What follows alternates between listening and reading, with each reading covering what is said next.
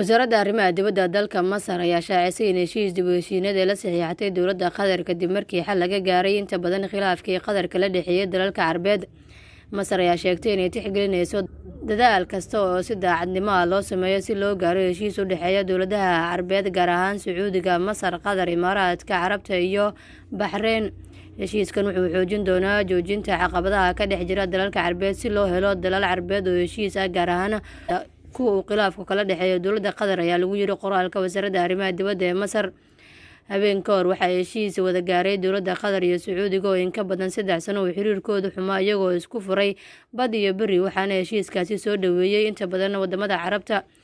Sanadkii 2017 ayaa dalalka Khaliijka waxay go'doomiyeen dowladda Qatar iyagoo ku eedeeyay inay taageero siiso waxa reer galbeedku ugu yeeraan argagixisada, hase yeeshee dowladda Qatar ayaa iska fogeysay.